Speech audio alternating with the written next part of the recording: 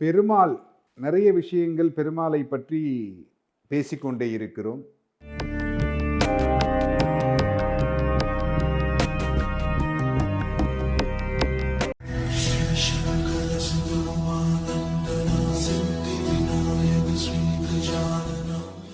பெருமாள் அப்படிங்கிற பொழுது இந்த பெருமாளுக்கு கோயில் கட்டணும் அப்படின்னு சொல்லி இந்த சகாதேவனுக்கு ஒரு ஆசை வந்தது.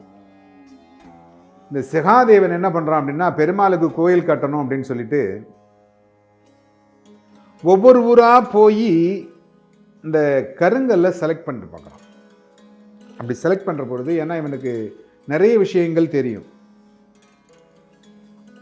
சகாதேவனுக்கு. அப்படி தெரியும் அப்படிங்கிறதுனால இவனும் பல காலமாக அலைகிறான். அலைந்து பார்க்கிறான், எங்கேயுமே அது கோயில் கட்டுறதுக்கான இடமும் கிடைக்கவில்லை, அந்த கல்லும் கிடைக்கல. அப்படிங்கிற பொழுது என்ன செய்யறது அப்படின்னே புரியல. நாளொரு வண்ணம் பொழுதொரு மேனி இது நடந்து கொண்டே இருக்கிறது. ஆனால் இவனால் எதையும் செய்ய முடியவில்லை. ஏன்னா நாம் நினைப்பது எல்லாம் நடந்து விட்டால் நமக்கு செருக்கு அதிகமாகிவிடும்.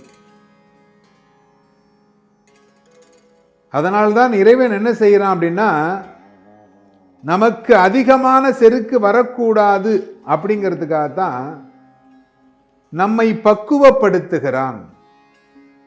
எது எப்பொழுது கிடைக்க வேண்டுமோ அது அப்பொழுதே கிடைக்கும். இதற்கு ஒரு உதாரணம்,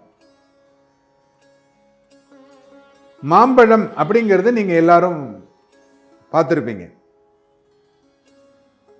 மாம்பழமா வந்துடுமா? வராது. அது ஒரு மாத காலங்கள், அதாவது மாசி பங்குனியில பூ வைக்கணும். மாமரம் பூ வச்சு அது பிஞ்சாகணும். அதுக்கப்புறம் அந்த பிஞ்சி வெம்பி கீழே விழாமல் காயாகணும். காய் மரத்தில் இருந்து கீழே விழாமல் இருக்கணும், காம்பு தாங்கணும். பார்த்தீங்கன்னா கொட்டிடும், காத்தடிச்சுன்னா கொட்டிடும். அது விழாமல் இருந்து அது பழமாக வேண்டும், முத்தணும் காய் அதுலேயே.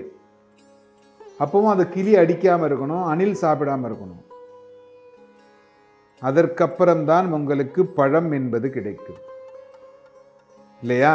அதையும் பறித்து பக்குவப்படுத்தி அதற்கப்புறம் தான் பழம் அப்படிங்கிறது நமக்கு கிடைக்கும். அதே மாதிரி ஆண்டவன் என்ன பண்றான் அப்படின்னா, நம்மை பக்குவப்படுத்தி நமக்காக நம்மளுடைய இறைவன் அந்த பக்குவப்படுத்த பிறகுதான் நமக்கு அந்த பொருளை கொடுக்கிறான். இந்த சகாதேவன் என்ன பண்றான் அப்படின்னா, எங்க பார்த்தாலும் தேடி பார்க்கறான், எங்கேயும் கிடைக்கல. பெருமாளே கற்சிலையாக வந்து காட்சி கொடுக்கிறார்.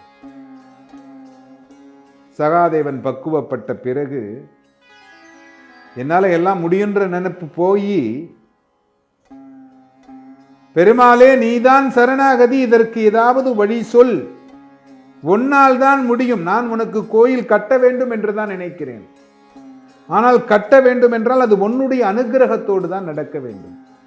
நினைத்தால்தான் நான் கோயில் கட்ட முடியும் அப்படின்னு பெருமாள்கிட்ட சரணாகதி அடைகிற பொழுது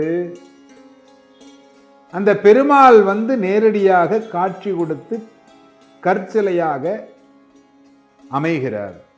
அதுதான் கேரளாவில் இருக்கக்கூடிய திருவல்லா அப்படின்ற இடத்துல இருக்கக்கூடிய பெருமாள் கோவில்.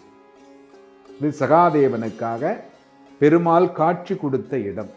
எதிரில் நரசிம்மர் இருப்பார். இந்த கோயில்ல இன்னொரு சிறப்பு இருக்கு. ஒரு அரசர் அந்த கோயிலுக்கு தரிசனத்திற்காக வருகிறார். அப்படி வருகின்ற பொழுது இரவு ஆகி விடுகிறது. லஞ்சம் வாங்கக்கூடாது என்பதை இறைவன் நமக்கு உணர்த்துகிறார். ஏன்னா இந்த அரசர்கிட்ட என்ன பண்றான், அந்த காவலாளி கொஞ்சம் பணத்தை வாங்கிக்கிட்டு தரிசனத்துக்காக முன்னாடி அனுப்பிடுறான். பெருமாள் கோபப்பட்டு நீ இந்த தவறை செய்து விட்டாய் என்று அவனை மரணிக்க செய்கிறார். மரணிப்பது போல் ஒரு கல் சிலை அங்கே இருக்கும். ஏன்னா நம்மளுடைய வாழ்க்கை அப்படிங்கிறது தர்மத்தோடு வாழ வேண்டும். அதைதான் நம்முடைய முன்னோர்கள் தெளிவாகவும்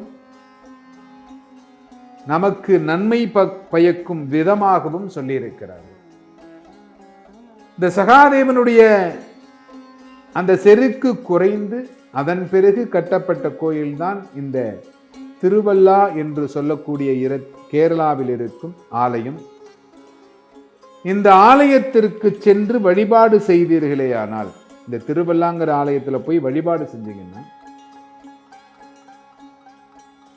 இந்த என்கிட்ட நிறைய பொருள் இருக்கு, என்னால் எதையும் செய்ய முடியும் அப்படிங்கிற ஒரு சிலருடைய தாட் இருக்கு பார்த்தீங்களா, அதெல்லாம் அழிஞ்சிடும்.